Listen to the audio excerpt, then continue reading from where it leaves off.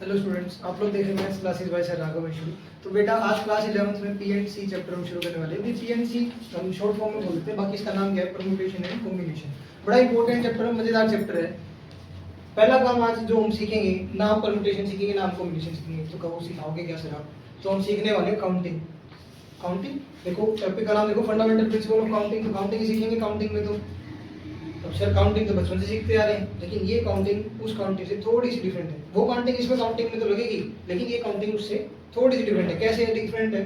अब आपकी मम्मी ने आपको एक काम दिया और आपके पास बहुत सारे तरीके उसको करने के, और आपको यही गिनना है कि आप कितने तरीकों से उस काम को कर सकते हो। फॉर एग्जाम्पल, मम्मी ने काम दिया कि घर में बेटा गेस्ट आ गई, घर में गेस्ट आ गया, आपको क्या बनानी है?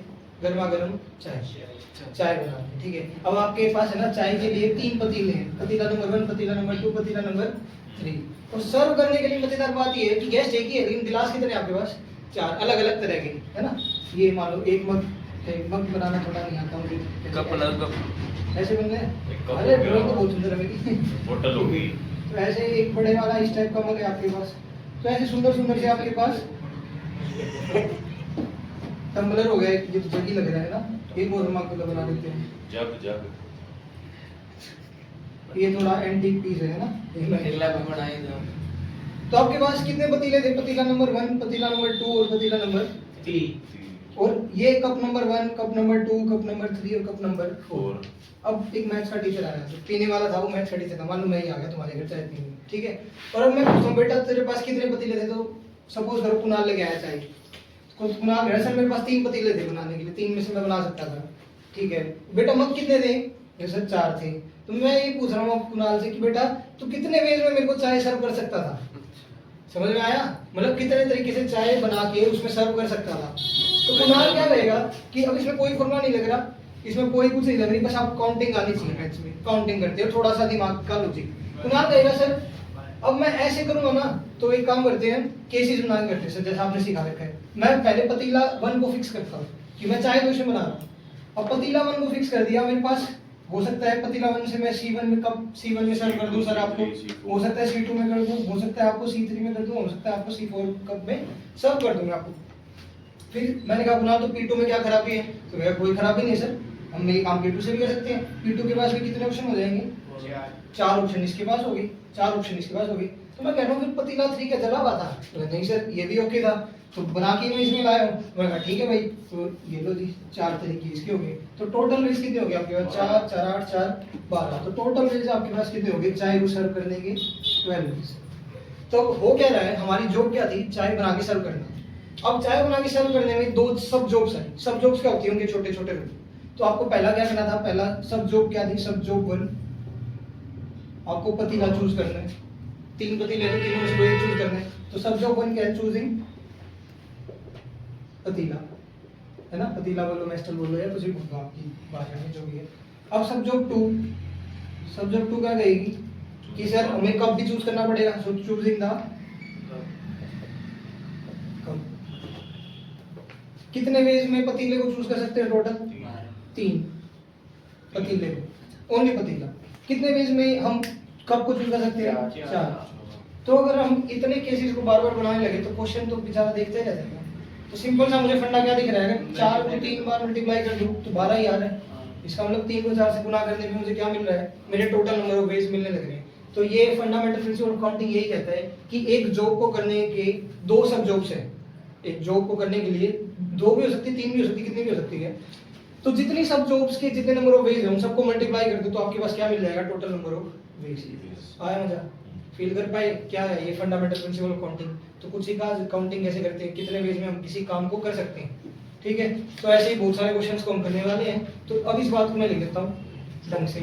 If a job is completing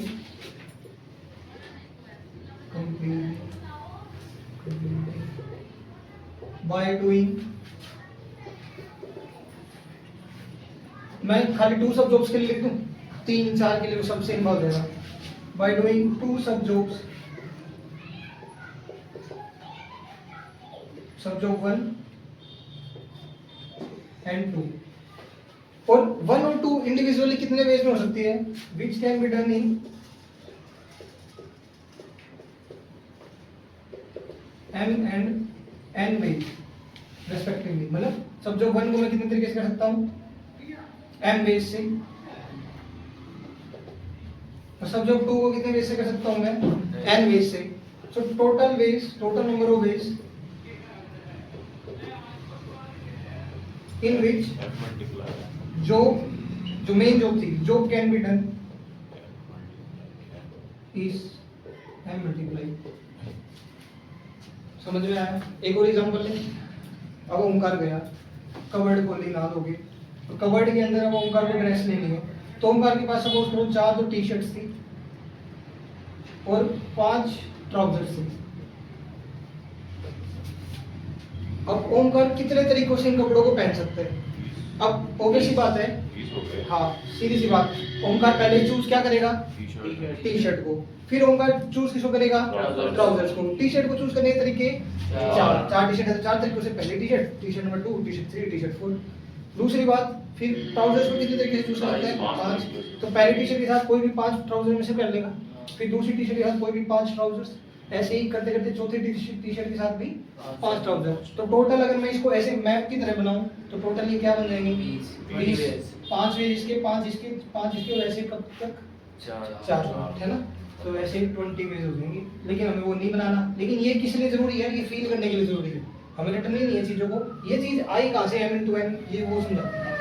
तो कोई भी क्वेश्चन हो आपको और समझना हो तो आप क्या करो, लाइव एग्जांपल लेके चलो, आप इमेजिन करो कि आपके सामने वो चीजें पड़ी हैं, अब आपको उनको सेलेक्ट करना है, तो कैसे सेलेक्ट करोगे, वो बनाओ और उससे क्वेश्चन समझ गए। तो टोटल नंबर ऑफ वेज क्या हो गया, इनको पहनने के 20। आगे बात समझ में, तो ये था हमारा कॉन्सेप्ट। अब चलेंगे क्वेश्चंस के ऊपर।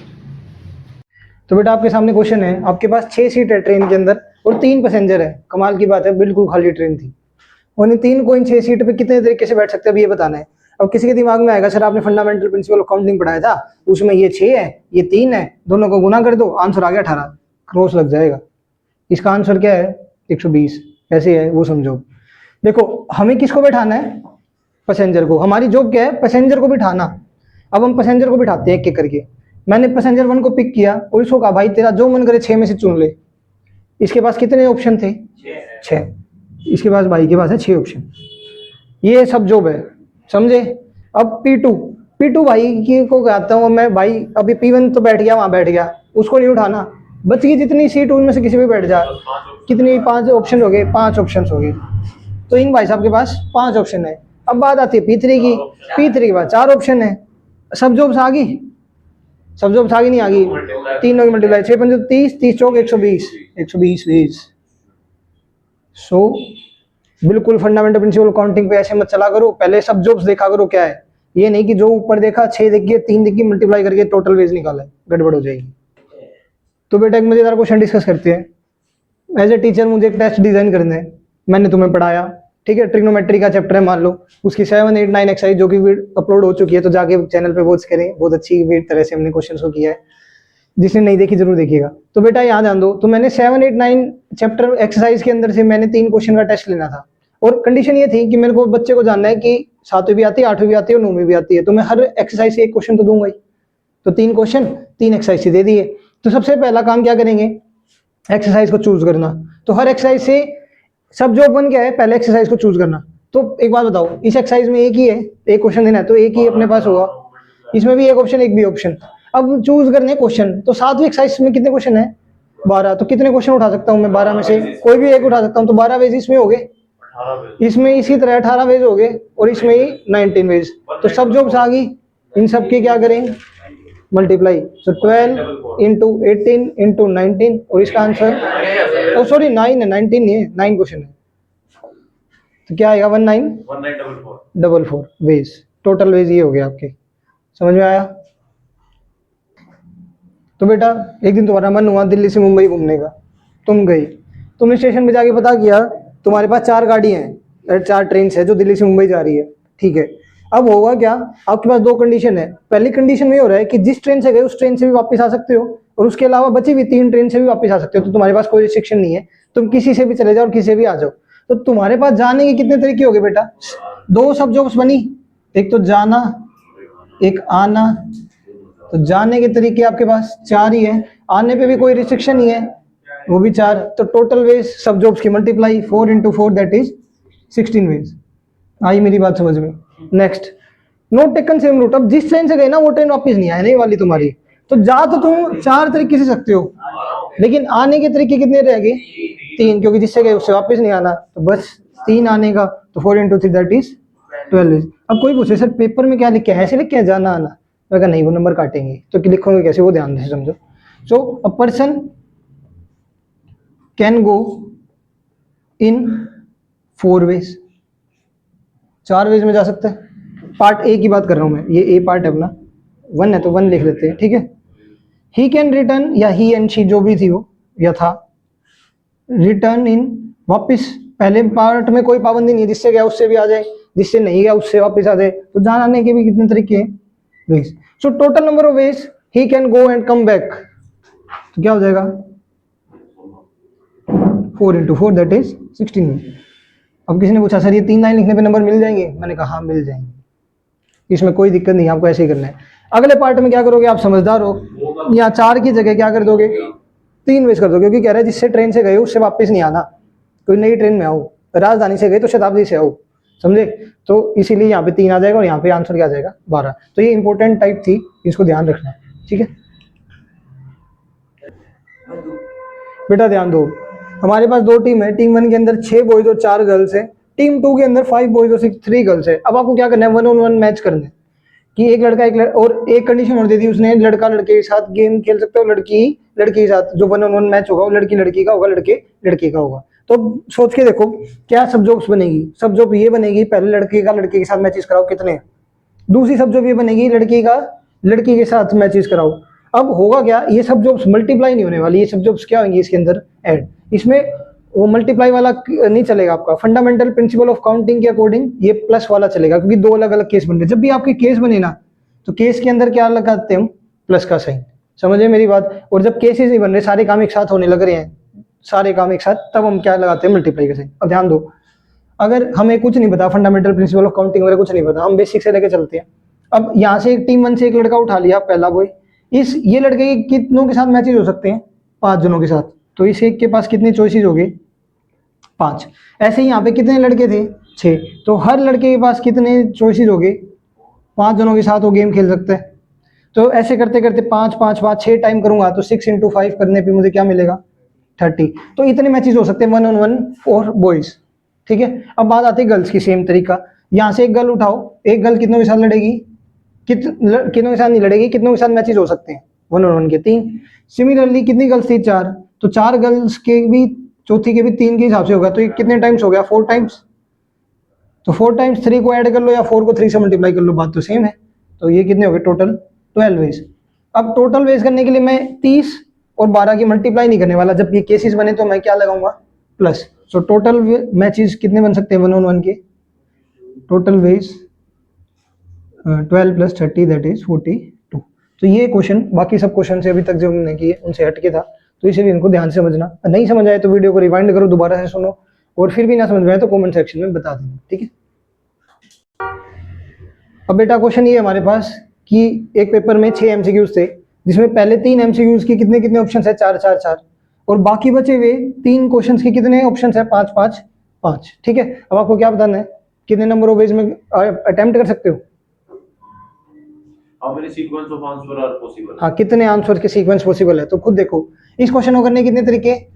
4। अगले को भी करने के, अगले को भी 4, फिर उसके बाद इसको 5, इसको भी 5, इसको भी 5। अब ये कोई केसेस नहीं है, सारा काम एक साथ हो रहा है, पूरा पेपर आप एक साथ ही बैठ के दे रहे हो, है ना। उसने ये नहीं कहा कि या तो ये 3 क्वेश्चन करो या ये 3 क्वेश्चन करो, वो जस्ट ये कह रहा है आपको ये सारे क्वेश्चन अटेम्प्ट करने हैं और कितने तरीके से आप आंसर दे सकते हो। तो अब आपको क्या करना है, जब सब कुछ सब जॉब्स है, 1 सब जॉब, 2 3 6 सब जॉब है, तो इन सबके नंबर ऑफ वेज को क्या करोगे? मल्टीप्लाई। तो ये क्या आ जाएगा? 4 की पावर 3 इंटू में 5 की पावर 3। समझ गए कुणाल? करें प्ले हो गई। तो ध्यान दो बेटा, वर्ड्स के लिए पहले अब लेके चलता हूँ तुम्हें pre nursery, nursery first class, किस में भी आता था? किस में आती थी इंग्लिश के अल्फाबेट्स? प्री नर्सरी, नर्सरी में आगे होंगे यार, कोई बात नहीं, तुम समझो कि हो सकता है नर्सरी क्लास में वापिस आ जाओ। ABCD याद है? कहाँ तक जाते थे? Z तक। टोटल वर्ड्स कितने होते थे ये? टोटल वर्ड्स होते हैं हमारे पास 26, जिनमें से फिर हमने दो प्रकार सीखी, एक को बोलते हैं वोवल्स और एक को बोलते हैं कॉन्सोनेंट्स। तो वोवल्स कितने होते हैं? 5। कॉन्सोनेंट्स कितने होते हैं? 21। 26 में 5 21, ठीक है। तो अब इनको, इन बातों को याद रखना है हमेशा, ठीक है। अब जितने आगे परमुटेशन और कॉम्बिनेशन के क्वेश्चन आएंगे उन सब में ये चीज यूज होगी, और ये टाइप पर्टिकुलरली है वर्ड्स वाली। अब आपको ये कह रहा है क्वेश्चन के अंदर कि आपको इंग्लिश के सारे अल्फाबेट्स, कोई वो नहीं दे रखे आपको कंडीशन, ठीक है, उनका यूज करके 3 वर्ड का एक लेटर बनाना है। एक और रिस्ट्रिक्शन आपसे हटा दी कि वो वर्ड मीनिंगलेस हो, मीनिंगफुल हो, समझे? जैसे THE मीनिंगफुल है बट HTE मीनिंगफुल नहीं है, बट ये दोनों वर्ड्स लागू वो ही रहेंगे, हाँ आप दोनों एक्सेप्ट कर सकते हो। अच्छा, ये वर्ड और ये वर्ड अलग अलग ही ट्रीट होगा, ऑब्वियस सी बात है, ठीक है। तो हमें यही करना है इन 26 में से, लेकिन एक कंडीशन उसने रखी है कि वर्ड्स कैसे होने चाहिए? डिस्टिंक्ट, लेटर्स डिस्टिंक्ट होने चाहिए। मैं HHH नहीं बना सकता, मैं TTT नहीं बना सकता, ये ऐसा कोई वर्ड नहीं बनाना, हर लेटर अलग होना चाहिए तीनों में। तो हम क्या करोगे? आपको 3 लेटर वर्ड बनाना है तो 3 खाने बनाओ, बना दिए 3 खाने। अब खानों को भरना शुरू करते हैं। इसको भरने के कितने तरीके? कोई भी वर्ड यूज करो। अब उसने ये नहीं कहा कि वोवल्स बैठाना है, कॉन्सोनेंट बनाना है, उसने कहा है कोई भी 26 में से कोई लेटर, 26 तरीके। अगले वाले के लिए सही बात है, एक वर्ड जब यहाँ बैठ गया तो कितने बच गए? 25। अब एक वर्ड फिर यहाँ बैठ गया तो टोटल कितने रह गए? 24। अब सब जॉब डन होगी, सब जॉब 1, सब जॉब 2, सब जॉब 3, इन तीनों की मल्टीप्लाई करने पे टोटल वर्ड्स बन जाएंगे। तो देख के सोच के देखो, 15,600 वर्ड्स बन सकते हैं 3 लेटर, और सारे अलग अलग बनेंगे, कोई भी सेम नहीं मिलेगा। तो इस तरह से हमें क्वेश्चन को अटेम्प्ट करना है। तो बेटा ये बड़ा अच्छा क्वेश्चन है, इसको हम डिस्कस करने वाले हैं। कहता है कि हमारे पास 5 फ्लैग्स है अलग अलग कलर्स के, हमें एक सिग्नल बनाना है, एक फ्लैग के ऊपर एक, एक फ्लैग के ऊपर एक ऐसे रख के, और वो सारे फ्लैग्स अलग अलग कलर के होने चाहिए, डिस्टिंक्ट होना चाहिए। जैसा कि क्वेश्चन आप पढ़ लेना, स्क्रीन पे दिख जाएगा आपको। अब ध्यान दो, ये बात है अपने पास कि वो कह रहे हैं एटलीस्ट 2 फ्लैग्स इन अ रो, मतलब कम से कम 2 फ्लैग्स का यूज करना है आपको। तो आपके पास केस बनेंगे। अब इसमें केस कैसे बनेंगे? मैं सिग्नल बनाऊंगा पहला यूजिंग 2 फ्लैग्स, 2 फ्लैग्स का यूज करके मैं सिग्नल बनाऊंगा। केस 2 के अंदर मैं क्या करूंगा? मैं यूज करूंगा 3 फ्लैग्स का। एटलीस्ट का क्या मतलब होता है बेटा? कम से कम। तो कम से कम तो 2 ही फ्लैग रखने हैं सिग्नल बनाने के लिए, तो कम से कम 2 है, तो ज्यादा से ज्यादा कितने हो सकते हैं? 2 भी हो सकते हैं, फिर 3 भी हो सकते हैं, फिर अगले केस में 4 फ्लैग वाला सिग्नल भी बन सकता है, और उससे अगले केस में 5 फ्लैग वाला सिग्नल भी बन सकता है, 5 फ्लैग्स। इतनी बात समझ में आई? तो जितने केस बने, अब इन केसेस के अंदर पर्टिकुलर सोल्व करके इनको क्या करूंगा? मैं ऐड कर दूंगा। देखो करना ये है इस क्वेश्चन में, आपके पास 5 फ्लैग्स है, मैं मान लेता हूँ उस क्वेश्चन में कोई कलर वलर नहीं दे रखे, हमने खुद से 5 फ्लैग्स बना लिए और इनके कलर मैंने खुद से लिख दिए कि 5 अलग अलग कलर्स हैं। अब मुझे सिग्नल बनाने हैं। सिग्नल कैसे? जैसे 2 फ्लैग्स को एक साथ रख के, एक के ऊपर एक सिग्नल बन गया। मान लो यहाँ पे रेड रख दिया, यहाँ पे ऑरेंज रख दिया, तो ये एक सिग्नल है, एक सिग्नल बन गया ऐसा, ठीक है। ऐसे ही मैं 2 की जगह कितने फ्लैग्स रख सकता हूँ? 3 फ्लैग्स, इससे भी एक सिग्नल बनेगा। और सिमिलरली मैं कितने फ्लैग्स रख सकता हूँ? 3 4 फ्लैग से भी एक सिग्नल बन जाएगा, और सिमिलरली 5 फ्लैग से भी एक सिग्नल बन जाएगा। 1 2 3 4 5। बट एक बात ध्यान दो, हाँ उसने क्या रखा है ना, एटलीस्ट 2 फ्लैग्स का यूज करना है, कम से कम 2, तो एक से हम सिग्नल बना ही नहीं सकते। दूसरी बात, अगर यहाँ पे मैं ऑरेंज ऊपर कर दूं और रेड नीचे कर दूं तो सिग्नल अलग होएगा, कलर अलग हो गया तो सिग्नल भी अलग होने वाला है। तो इसका मतलब मैं कैसे बनाऊं इसको? ध्यान दो। तो मान लेते हैं ये फ्लैग नंबर 1, ये फ्लैग नंबर 2, ठीक है, और रिपीटेशन ऑफ कलर अलाउड नहीं है। इन 5 का यूज करके बनाना है, और डिस्टिंक्ट होना चाहिए। डिस्टिंक्ट तभी होगा जब फ्लैग्स के कलर भी अलग अलग हो। तो पहले फ्लैग को चूज करने के कितने तरीके मेरे पास? 5 तरीके, 5 में से कोई सा उठा के रख दूंगा यहाँ। तो जो नीचे रखता हूं मैं, वो नंबर ऑफ वेज होते हैं सिलेक्टिंग फ्लैग्स। अब दूसरे में ये सेम वाला नहीं रखना। मान लो हमने यहाँ रेड रख दिया तो यहाँ रेड नहीं रख सकता, तो इसके पास कितने वेज बचे? 4। अब फंडामेंटल प्रिंसिपल ऑफ काउंटिंग क्या कहता है कि अगर एक जॉब को करने के अगर 2 अलग अलग तरीके हैं तो टोटल वेज क्या हो जाएंगे दोनों की मल्टीप्लीकेशन, तो इसको हो गए 20 वेज। 20 तरीके से हम 2 फ्लैग के सिग्नल बना सकते हैं इन 5 फ्लैग्स का यूज करके। इतनी बात समझ में आई? जिसमें सारे फ्लैग्स क्या होंगे? अलग अलग कलर के होने वाले। आगे चलते हैं केस 2, 3 फ्लैग, तो फिर से 3 खाने बना लो। पहले में 5 ऑप्शन है अपने पास, अगले में फिर 4 ऑप्शन हो गए, और उससे अगले में 3, तो टोटल कितने हो गए? सेम अगला 1 2 3 4 5 4 3 2, 120 वेज। 1 2 3 4 5। अब फिर कोएगा कोई कि एक डैश तो फालतू बढ़ा, तो 120 ही क्यों बोल रहे हो? तो चलो उसको दिखा भी देते हैं क्यों बोल रहे हैं। 5 4 3 2। अब लास्ट वाले पास कितने तरीके हैं? एक ही, जो बच गया वही रख देंगे यहाँ पे। तो टोटल इनकी मल्टीप्लाई करोगे फिर से क्या आएगा 120 वेज। तो ये जो इंडिविजुअल केसेस बने हैं इसको क्या कहते हैं फंडामेंटल प्रिंसिपल ऑफ काउंटिंग। जितने केसेस बने उन सबको क्या कर दो ऐड कर दो। तो टोटल नंबर ऑफ वेज या total signals 20 plus 60 plus 120 plus 120 total हो गए 320 वेज। तो वेज बोलो या 320 सिग्नल्स बोल लो, ठीक है। अगले ने सिग्नल्स बोला तो सिग्नल्स बोल लेंगे। तो जितने वेज में फ्लैक्स बना सकते उतने ही सिग्नल बन गए अपने। तो आ गया समझ में ये क्वेश्चन। बेटा अब हमें क्या करना है इस क्वेश्चन के अंदर 100 से 1000 के बीच के नंबर निकालने हैं जिनमें कम से कम अच्छा कितने डिजिट का नंबर मिलेगा 3 डिजिट का। अब हमें ऐसा नंबर चाहिए जिसमें एटलीस्ट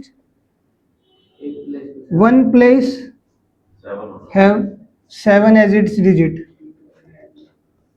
कि कम से कम एक प्लेस पे तो क्या बैठा होना चाहिए 7। तो एटलीस्ट बोला है तो इसका मतलब एक पे ही बैठ सकता है, 2 पे ही बैठ सकता है, और तो 3 केस बनेंगे, ठीक है। बजाय इसके मैं आपको इस क्वेश्चन को कराऊंगा किस तरीके से, मेथड ऑफ एलिमिनेशन लगा लो उसको, ठीक है। एलिमिनेशन कैसे, मैं क्या करता हूँ टोटल जितने नंबर्स बनेंगे उनमें से माइनस कर देता हूँ जिनमें एक में भी 7 ना हो। समझे मेरी बात।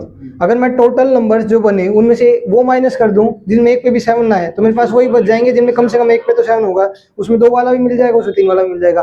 भाई या तो आप 1 वाला निकालते फिर 2 वाला निकालते फिर 3 वाला निकालते, 3 केस बनाते फिर तीनों को जोड़ते। मैं क्या करूंगा टोटल नंबर्स बना के उसको क्या कर दूंगा माइनस कर दूंगा जिसमें एक में भी 7 नहीं पड़ा।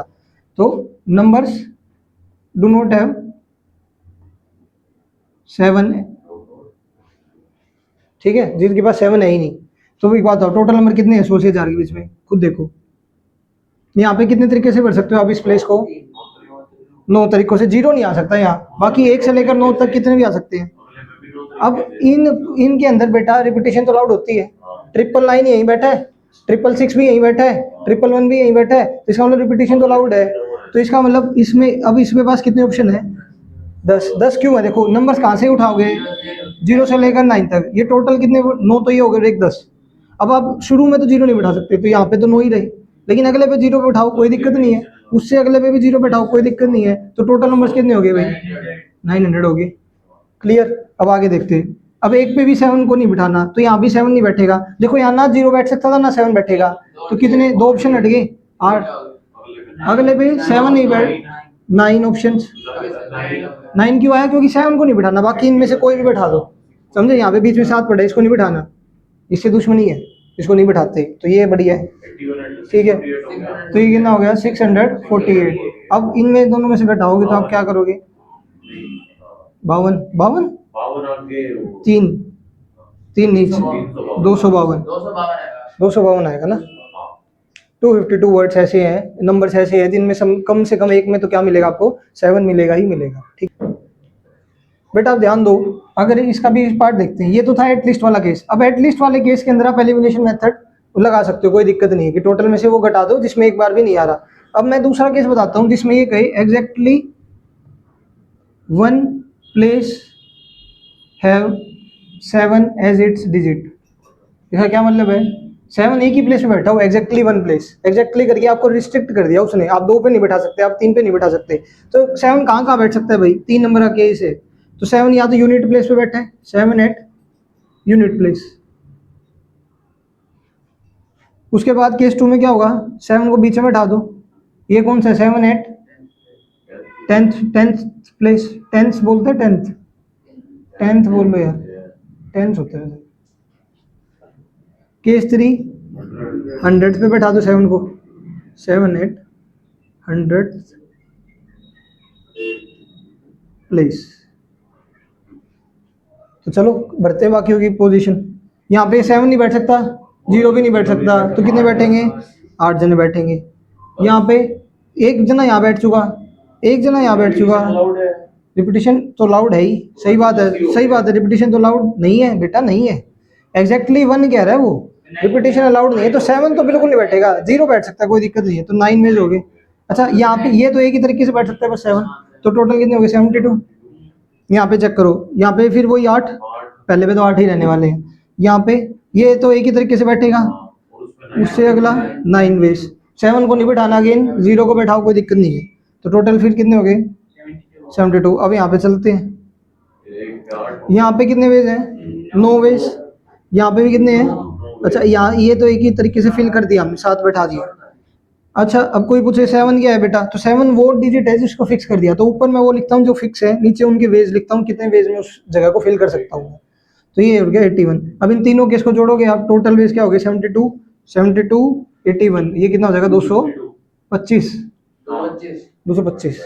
ठीक है, 252 तो ए पार्ट का आंसर था। ठीक है।